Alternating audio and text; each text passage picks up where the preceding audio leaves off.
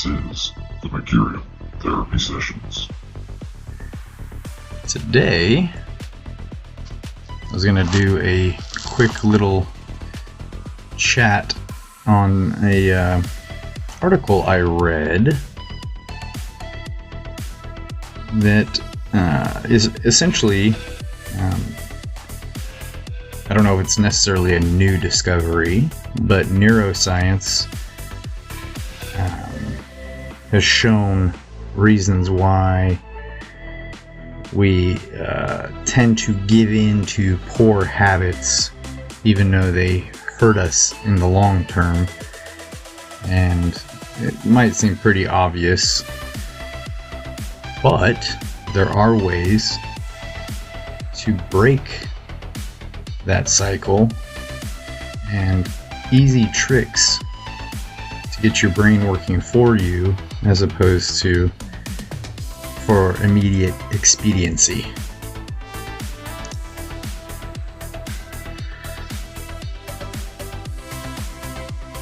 The article posits that roughly 40% of all the things we do every day really are not decision-based. And this is based off actual research. They're just habits. This is from Dr. Wendy Wood, the author of Good Habits, Bad Habits. Quote, "We find patterns of behavior that allow us to reach goals. We repeat what works, and when actions are repeated in a stable context, we form associations between cues and response." And the article essentially posits, well then, why are bad habits formed in the first place when they technically don't help us attain any goal? If your goal is to be healthy and fit, why is eating junk food something your brain reinforces as a supporting type of behavior? And essentially it's the neuroscience in our brain. And as the science shows, it's generally not working in our favor. A little analogy used in the article. Say you ask yourself, should I have ice cream? The prefrontal cortex, which is the part of the brain that is essentially for planning, decision-making, goal-oriented behaviors, that's what lights up and says, no, be healthy. But then the orbitofrontal cortex kicks in. This is our emotion and reward in decision making, our response to gratification instantly. And it's essentially saying, eat the ice cream, it's what makes you happy, it'll be happy right now.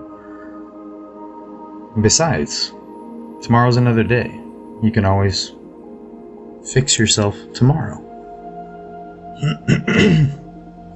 So essentially, excuse me, you've got the prefrontal cortex, which is your ration and logic, but it ends up becoming subdued to the orbitofrontal cortex.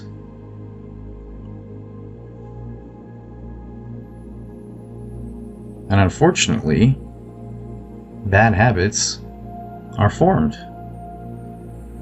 Again, Dr. Wood explains, quote, "When our intentional mind is engaged, we act in ways that meet an outcome we desire, and typically we're aware of our intentions. However, when the habitual mind is engaged, our habits function largely outside of awareness. We can't easily articulate how we do our habits or why we do them. Our minds don't always integrate in the best way possible. Essentially, your orbitofrontal cortex can quickly establish bad habits. It's like a reflex. You do this essentially without consciously thinking. And when you do think, oh, should I have this ice cream? That will be drowned out by the orbitofrontal cortex and your repetitive behaviors or habits. So instead of focusing on a positive aspect, you're telling yourself not to do something while thinking about that thing. And how do you stop yourself and commit to a positive act by telling yourself to not do a negative thing? Especially if you can't truly consciously argue against your primal behaviors. Again, Dr. Wood, quote, habits allow us to focus on other things.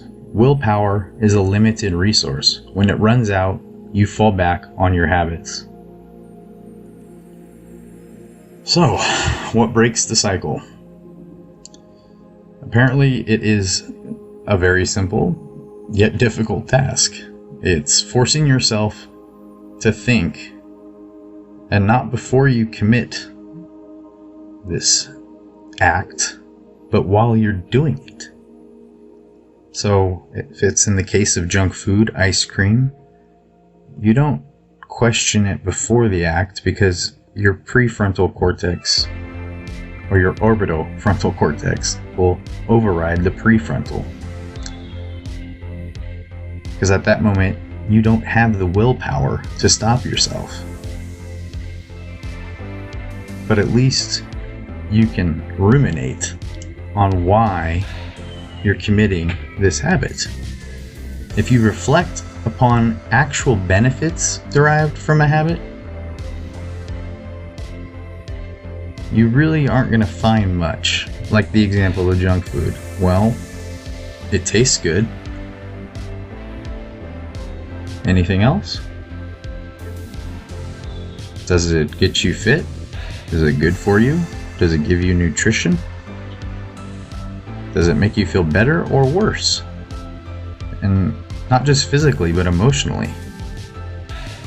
I mean, if you actually focus on the act itself, there seems to be a lot of downsides.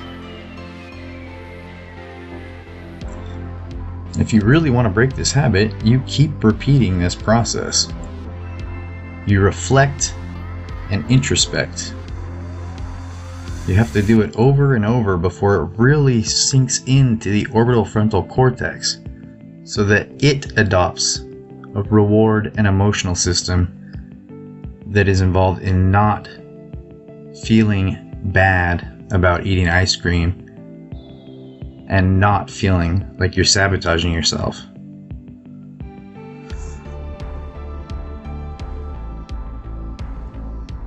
If you can get your prefrontal and your orbitofrontal cortex to think and speak in unison, you can focus on long-term benefits, like eating healthy. The orbitofrontal cortex will begin to reinforce skipping the junk food because it only makes you feel better in the moment. So essentially you can make your emotional intelligence work for you, not against you.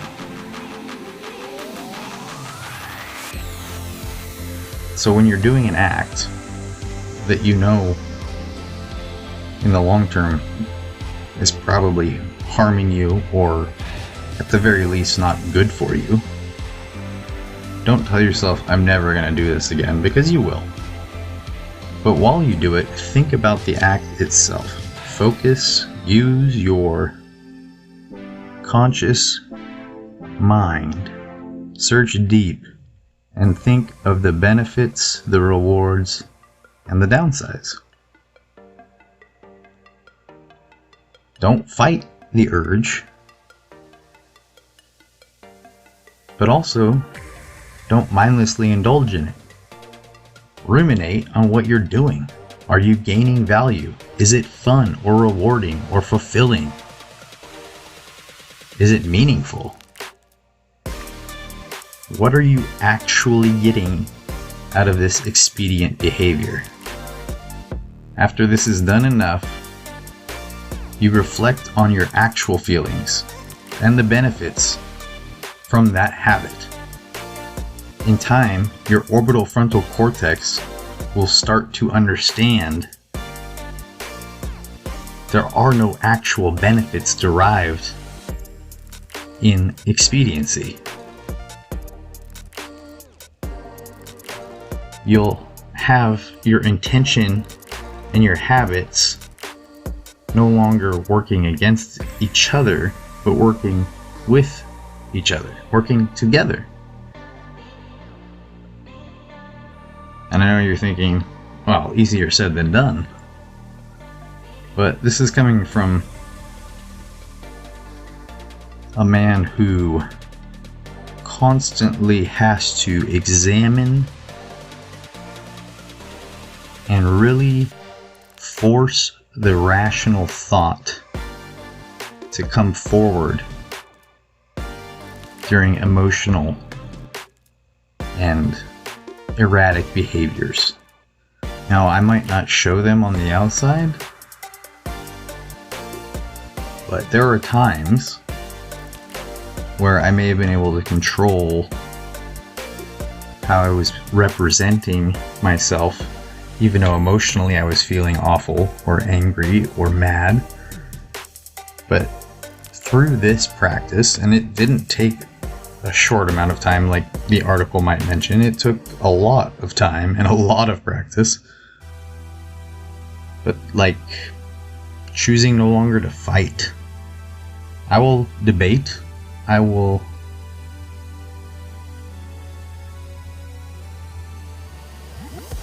have a discussion, but I will not. I repeat, I will not fight. I'm not going to yell. I'm not going to shout. And I'm not going to allow someone to do that to me. How do you stop someone from yelling at you? You can't. You just have to walk away. Are you less of a man because you didn't strike that person down? Is it manly to shove all your emotional feelings just down until you explode on all your loved ones? No. Experience the emotion. Let your rational mind assess the situation, what happened, what was the trigger, and focus on the feelings you felt. Nothing about being emotionally triggered is wrong.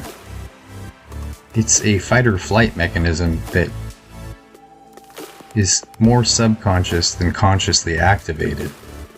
But if you use your rational brain, you can dictate that emotional outlet.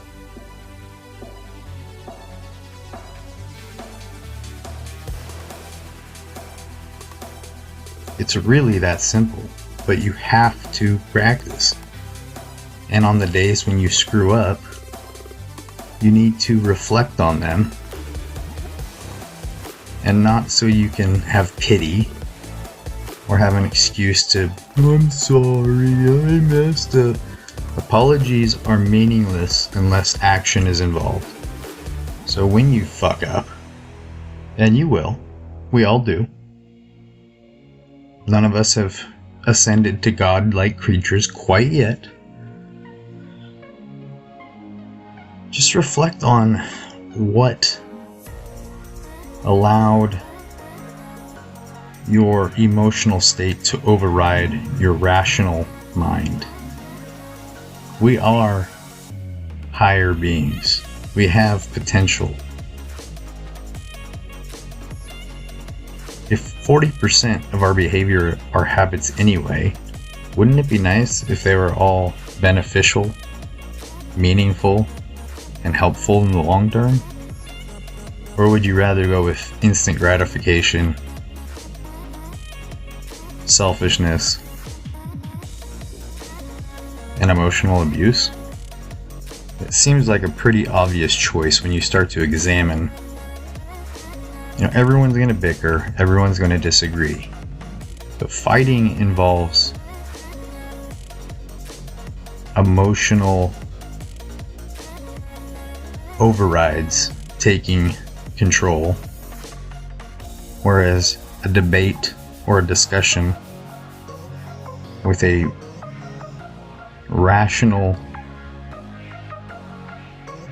mind will know if the emotions are getting too high and will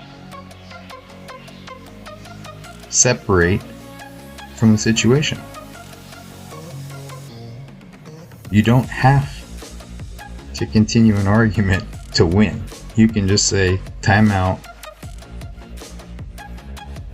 I'm about to explode here, and I'm getting to the point where I don't know if my rational brain can control the habitual part of my brain. And then examine it again. The more times you do this, each time, whether it takes 3 weeks, 6 months, or a year, eventually the rational part will take over. When the emotion arises, again, the orbitofrontal and the prefrontal cortex will work in unison. Your emotion and your rational, intelligent mind will work together to explain the best outcome is long-term stability, not short-term expediency. Meaningfulness or expediency, it comes to the base of so many questions about human relationships. It's one of the best things I've probably taken from Jordan Peterson, and I always have to ask myself that question, and I think everyone should. Is this meaningful? And that doesn't mean, is it going to make me happy? Again, working hard may not make you happy today, but when you accomplish the task, the meaningful result will cause long-term benefits for your future. Your emotional state is fleeting. Happiness comes and goes.